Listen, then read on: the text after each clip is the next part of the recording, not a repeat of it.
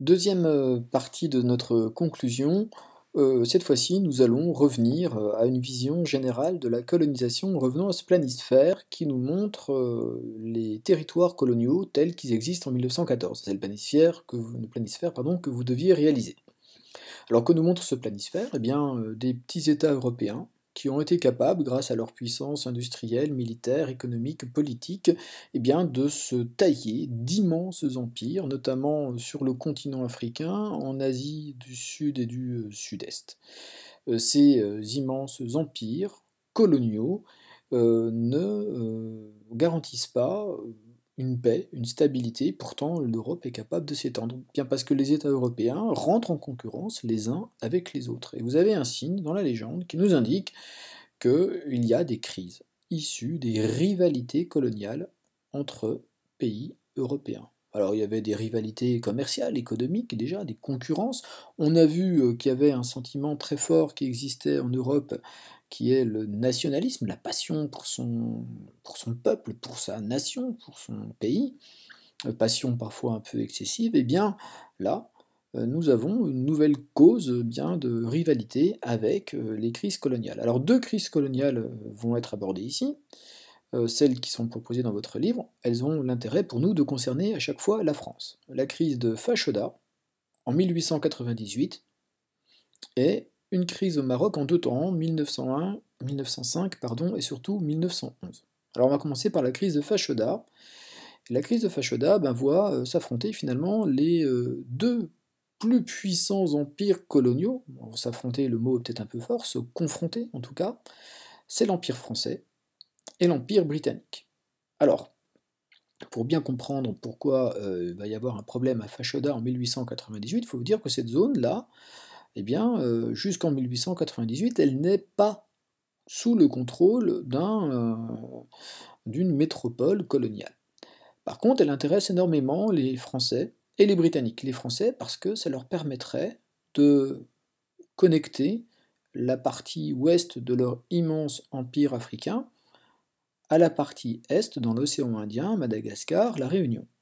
Donc ici, il y aurait une jonction réalisable petit à petit vers cette partie du territoire. Mais les Britanniques, eux, en ont besoin, vous l'avez bien compris, pour faire une jonction qui se ferait entre le nord de leur empire en Afrique et le sud ici, de l'Égypte jusqu'à l'Afrique du Sud. Cette zone, les Anglais considèrent qu'elle est sous leur influence. Les Français, eux, il n'y a pas que d'ailleurs, les Belges aussi cherchent à s'emparer de cette zone. Alors en 1896, un militaire français, le colonel Marchand, est chargé d'aller occuper la région du Sud-Soudan et la région de Fashoda où il y a des fortifications en fortin militaire.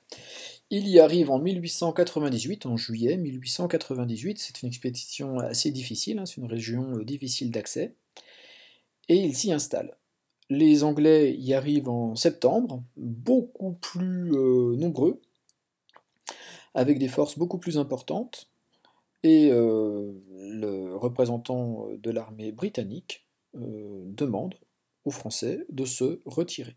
Alors là, on rentre dans une situation de crise parce que le colonel Marchand ne se retire pas et demande à ses supérieurs ce qu'il doit faire. Donc on temporise quand même, on ne déclenche pas d'hostilité, et en France et au Royaume-Uni, par contre, on se passionne pour cette affaire, et il y a un très fort nationalisme britannique, notamment la population est déterminée, soutient le gouvernement contre la France.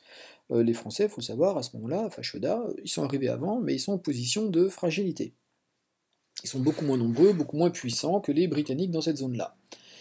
Ce qui fait que les Britanniques, eh bien, eux, vont aller assez loin et disent ben, vous n'avez pas le choix, retirez-vous. Alors les Français vont finalement, pour éviter un déclenchement d'un conflit, euh, accepter de se retirer. C'est très très mal vécu dans l'opinion française, hein, c'est une humiliation, et vont laisser les Anglais s'y installer.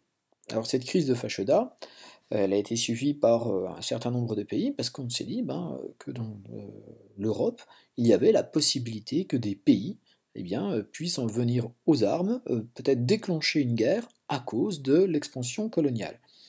Une simple illustration, c'est un petit fascicule qui a été vendu en 1900 et qui s'intéressait à l'histoire de France. Alors en 1900, on est 2 ans après cette crise de Fashoda, on y voit donc Marchand, le militaire chargé d'aller occuper ce poste. Ici, il est héroïsé, mis en valeur, en train de guider ses troupes coloniales. On les appelait les tirailleurs sénégalais. En fait, ils avaient été recrutés dans beaucoup d'autres pays africains d'Afrique noire que le Sénégal. Il y en a un qui gît à ses pieds, hein, qui s'est sacrifié pour la gloire de la France. Alors encore une fois, on imagine, hein, l'image qui est transmise des colonies, hein, c'est que les peuples colonisés sont très heureux d'être colonisés et ici coopèrent avec la France. Et on voit cet homme héroïque en train de mener la lutte en 1898. Donc il n'y aura pas de conflit, mais on voit bien à travers ce petit document bien la passion qui peut animer les populations, le journalisme, la presse, et finalement cette idée, ce nationalisme très très fort qui s'exprime aussi à travers donc l'aventure coloniale.